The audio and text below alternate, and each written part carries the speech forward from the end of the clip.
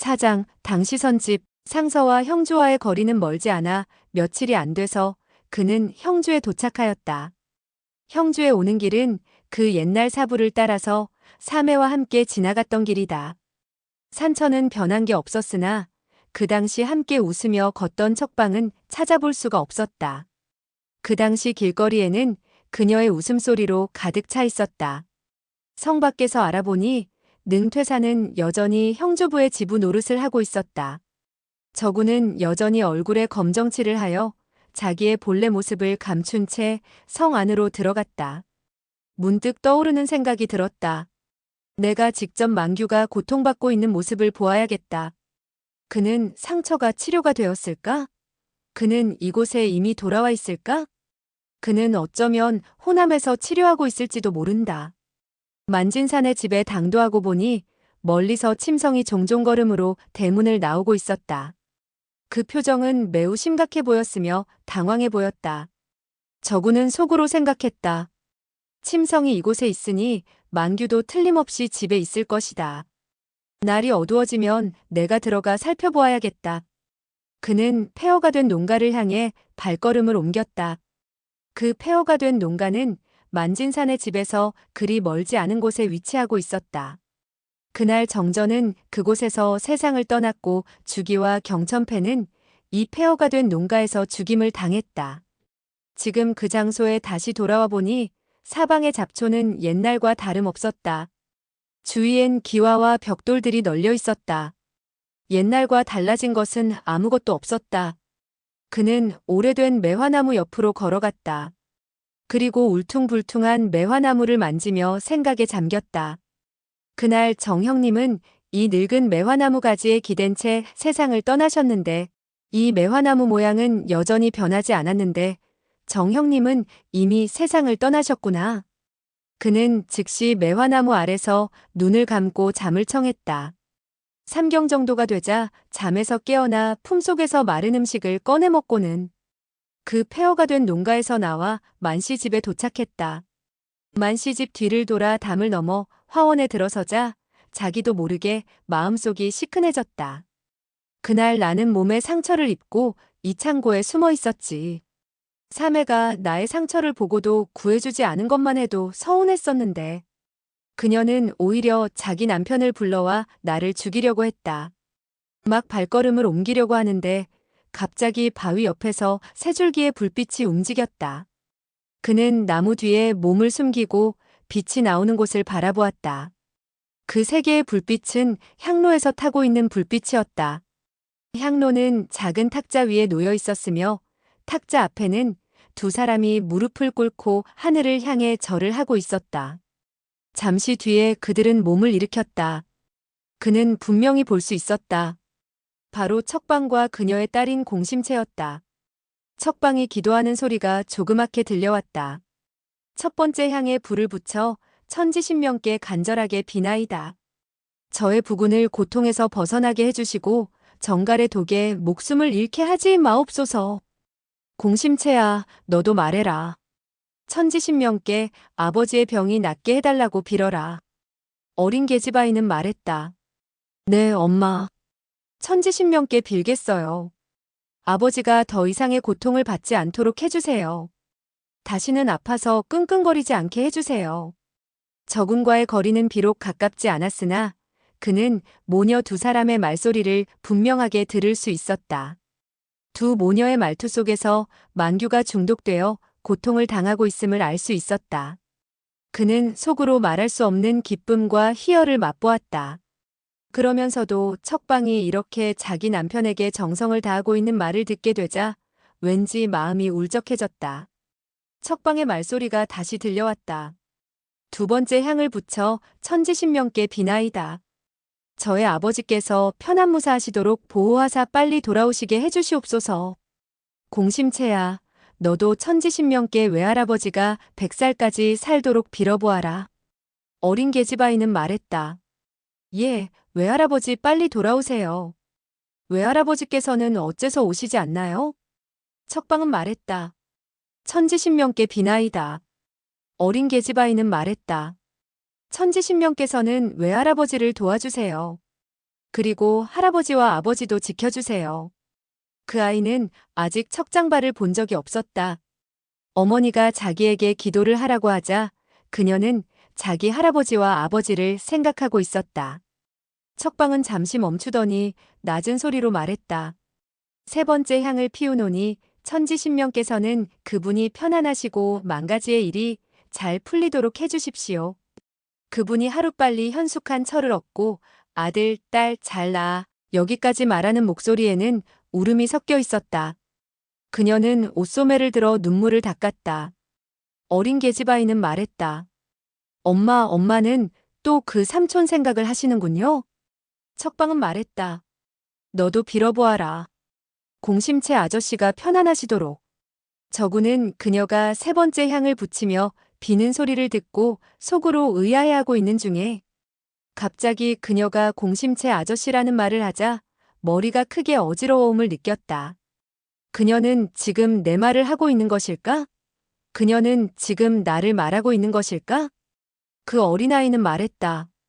엄마는 날마다 공심채 삼촌을 염려하고 계시고 날마다 천지신명께 삼촌이 돈 많이 버시고 큰 인형을 사서 저에게 주시기를 기도하고 있는데 그도 공심채이고 나도 공심채예요. 엄마, 공심채 삼촌은 어디에 가셨어요? 어째서 아직 돌아오지 않나요? 척방은 말했다. 공심채 삼촌은 아주 먼 곳으로 갔단다. 아, 삼촌은 너의 엄마를 버려두고 오시지 않는구나. 엄마는 날마다 그를 기다리고 있는데. 여기까지 말하던 그녀는 딸아이를 가슴에 안고 빠른 걸음으로 안으로 들어갔다. 저구는 향로 가까이 다가서서 반짝이며 타고 있는 향불을 바라보며 넋을 잃고 있었다. 그는 멍하니 서 있었다. 세 개의 향이 끝까지 타고 모두 재로 변했어도 그는 여전히 미동도 하지 않고 서 있었다. 다음 날 새벽 저구는 만씨 집 화원을 빠져나와 형주성의 이곳저곳을 마구 돌아다녔다. 갑자기 시끄럽게 떠드는 소리가 들려왔다. 그것은 정처 없이 떠돌아다니며 약을 파는 사람이었다. 저구는 문득 두 눈으로 만규가 울부짖고 고통을 당하는 것을 보고 싶었다.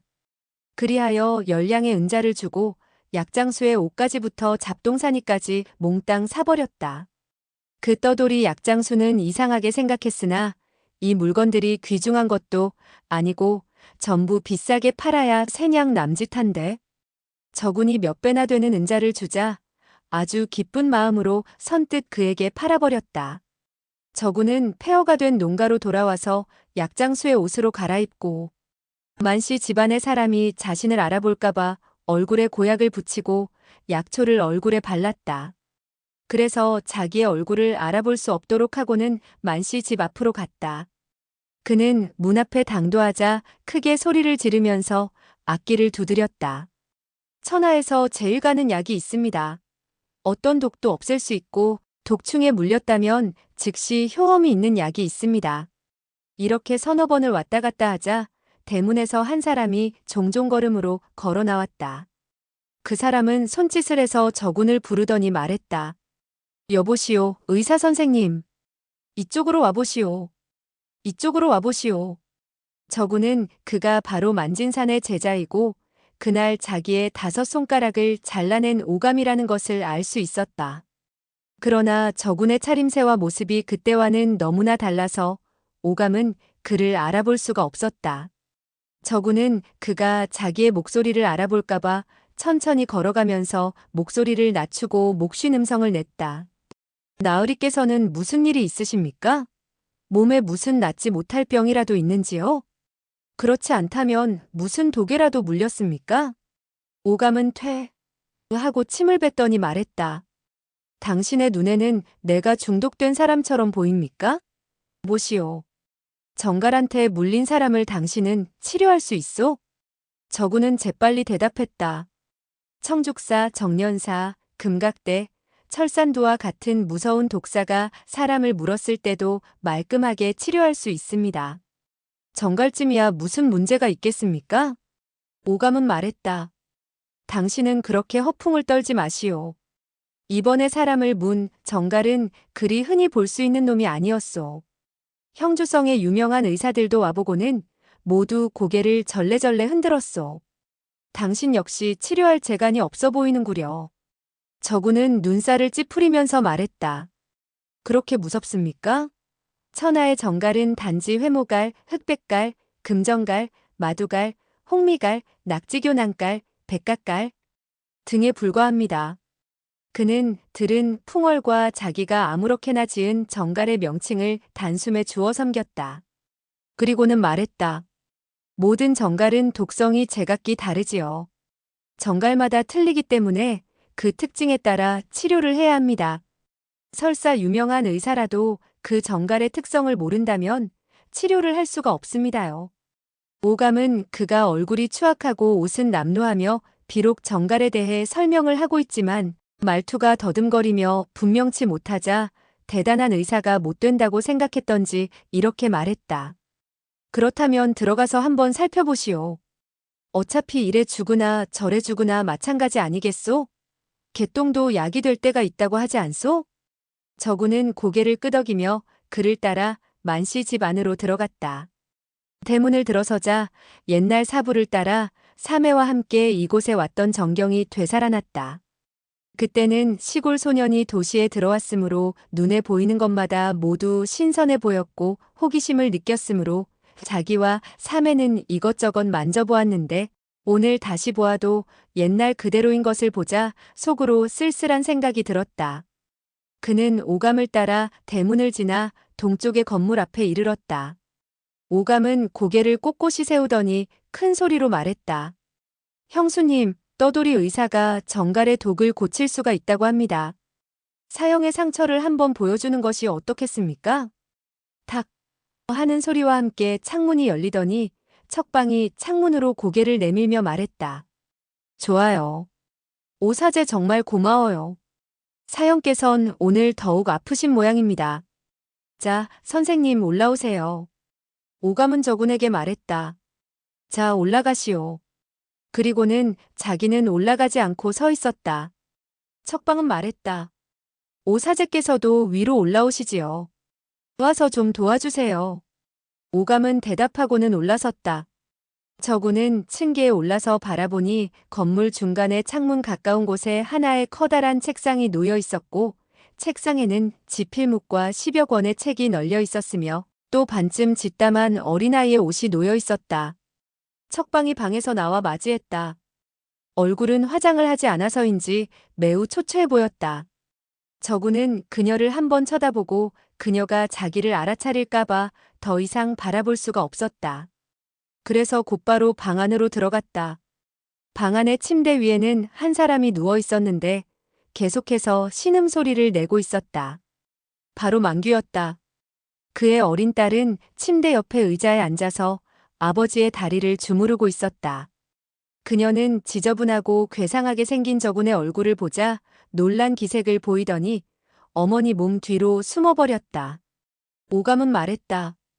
저의 사형은 정갈에게 물렸는데 차도가 없으니 점점 심해지는 것 같습니다. 저군은 말했다. 오, 그렇습니까? 그는 문 밖에서 오감과 이야기를 할 때에는 태연자약했으나 이때 척방을 보자 가슴이 크게 울렁거리고 두 뺨이 화끈화끈 달아올랐으며 목이 마르고 입술이 타기 시작하여 아무 말도 할 수가 없었다. 그는 침대 가까이 가서 만규의 어깨를 툭툭 쳤다. 만규는 천천히 몸을 돌렸다. 눈을 뜨고 저군의 표정을 바라보자 심히 놀라는 눈치였다. 척방은 말했다. 여보, 이분이 바로 오사제께서 당신을 위해 모셔온 의사 선생님이십니다. 이분은 어쩌면 당신을 낫게 할 수 있을지도 모릅니다. 그 말투를 들어볼 때 이 떠돌이 의사에 대해서 심히 믿지 않는 눈치였다. 저구는 한마디도 하지 않고 만규의 부어오른 손등을 바라보았다. 그 손등은 시퍼렇게 멍들어 있었으며 무척 위험한 증세였다. 그는 목쉰 음성을 내어 말했다. 이것은 상서, 원릉 일대에서 서식하는 꽃무늬 정갈이 문 것입니다. 우리 호북 지방에는 이런 정갈이 없지요. 척방과 오감은 일제히 탄성을 질렀다. 네, 바로 상서 원릉의 정갈에게 쏘인 것입니다. 척방은 기쁜 어조로 물었다. 선생님께서는 정갈의 내력을 아시고 계시니 틀림없이 치료도 하실 수 있으시겠지요. 저구는 손가락을 짚어 날짜를 계산해 보더니 말했다. 이것은 저녁에 물린 것이고 지금까지 이미 7일 정도가 지난 것 같습니다. 척방은 오감을 한 번 더 쳐다보더니 말했다. 선생님께서는 정말 귀신 같으십니다. 틀림없이 밤에 물린 것이고 오늘까지 정확하게 7일이 되었습니다. 저구는 고개를 끄덕였다. 이 나으리께서는 일장을 가하여 그 정갈을 때려 죽이지 않았습니까? 만약 그렇지 않았다면 조금은 희망이 있었는데 그 정갈이 죽으면서 독성을 있는 대로 모두 손등에 내쏟았기 때문에 이 독을 빼내려면 정말 어렵겠습니다. 척방은 그가 원래 날짜까지 정확히 알아맞히자 틀림없이 치료할 방법이 있으리라고 생각하고 희색이 만면했으나 그가 이렇게 말하자 다시 초조해지기 시작했다. 선생님께서 무슨 말씀을 하시는지 잘 알겠습니다. 어쨌든 선생님께서는 그의 생명을 건져주시기 바랍니다. 저군이 떠돌이 의사로 분장하여 만씨 집에 들어온 것은 본래가 눈으로 만규가 고통하고 신음하며 죽는 광경을 보고 싶었고 그래서 마음속에 쌓여있던 울분을 풀려고 한 것이다. 따라서 그의 생명을 구한다는 것은 생각도 하지 않았었다. 그러나 그는 어려서부터 척방의 말이라면 모두 따랐고 그 어느 것 하나 거스른 적이 없었다. 이때 그녀가 이렇듯 초조하게 구해달라고 하자 마음이 약해져 약상자를 열고 언달평에게서 빼앗은 약병을 꺼낼 뻔했다. 그러나 바로 생각이 바뀌었다. 이 만규라는 놈은 내게 무수한 고통을 안겨주었다. 그리고 나의 삶에도 빼앗아간 놈이다. 나의 손으로 그를 죽이지 않는 것만 해도 자비를 베푸는 것인데 내가 왜 그의 생명을 구해주어야 하는가? 그는 고개를 흔들면서 말했다. 제가 구하고 싶지 않아서가 아니라 독이 너무 깊게 들어갔습니다. 또 시간을 너무 지체하여 독성이 깊숙이 침투했으니 고칠 수가 없습니다. 척방은 눈물을 떨구면서 딸의 손목을 잡고 말했다. 공심채야, 이리 오너라. 너는 이 아저씨에게 머리를 조아리고 생명을 구해달라고 빌어라. 저구는 급히 손을 흔들며 말했다. 아닙니다. 절을 할 필요까지는 없습니다. 그러나 그 여자아이는 매우 착했다. 지금까지 말을 듣고 자기 아버지의 병이 매우 깊다는 것을 알고 있었기 때문에 아이도 걱정이 되었던 것이다. 그래서 즉시 땅에 무릎을 꿇고는 땅바닥에 이마가 닿도록 절을 3번 했다. 저구는 오른쪽 손가락이 모두 절단되었기 때문에 옷소매에 손을 숨기고 있었다. 그는 즉시 왼손을 꺼내어 그 여자아이를 부축해 일으켰다. 그 여자아이가 몸을 일으켜 세웠을 때 보니 목에는 덕용쌍무라고 새겨진 금목걸이가 보였다. 저구는 그것을 보는 순간 정신이 아찔해짐을 느꼈다. 그날 자기가 만씨 집안의 창고에서 정신을 잃고 다시 정신을 차렸을 때 자신의 몸은 배에 실려서 떠내려가고 있는 중이었다. 그때 그의 옆에 금목걸이가 있었는데 거기에도 이와 같은 문구가 새겨져 있었던 것이다. 그는 머릿속이 극도로 혼란해졌다. 내가 이만씨 집의 창고에서 기절하여 쓰러져 있을 때 만약 사매가 나를 구해주지 않았다면 그 누가 나를 구해주었겠는가? 옛날에 나는 그녀가 나를 밀고 했다고 의심하고 있었다. 그러나 어젯밤에 그녀는 기도하면서 자기의 심정을 토로하지 않았는가? 그날도 틀림없이 나를 공경에 빠뜨리지는 않았을 것이다. 그렇다면 천지신명께서 도우셔서 나와 사매가 이런 고난을 겪은 뒤 다시 함께 모여 살 수 있게 안배해 주시는 것이 아닐까? 함께 모여 산다는 생각을 하자 그는 저절로 가슴이 두근거렸다. 눈을 들어 척방을 힐끗 쳐다보니 그녀의 얼굴은 수심으로 가득 차 있었고 눈도 돌리지 않은 채 만규만을 쳐다보고 있었다. 그러한 그녀의 눈빛은 염려와 슬픔으로 가득 차 있었다. 저구는 그녀가 그런 표정을 짓자 가슴이 서늘해져 왔다. 그는 분명히 기억할 수가 있었다. 그날 자기와 만문의 8제자 사이에 싸움이 벌어져 자신이 얻어맞았을 때 사매는 그의 옷을 꿰매주면서 그와 같은 눈빛을 띠지 않았던가? 만약 내가 그에게 해독약을 주지 않는다고 해서 그 누가 나를 탓하겠는가? 망규가 신음하다 죽은 뒤에 밤중에 살며시 그녀를 데리고 간다면 그 누가 내 앞을 가로막겠는가? 나는 옛날 일을 더 이상 거론하지 않고 그녀와 다시 부부가 되어 이 여자아이를 기르면 되지 않겠는가? 안 된다. 안 돼. 사매는 이 몇 년 동안 이만 씨 집에서 마님 노릇을 하고 있었는데 어떻게 다시 소를 먹이고 밭을 가는 일을 할 수 있겠어? 또 나는 이미 병신이 되었는데 어찌 그녀와 어울리겠어? 그녀가 나를 외면하고 말 거야. 자기의 처지를 생각하니 속으로 부끄러워서 고개가 땅으로 떨어졌다.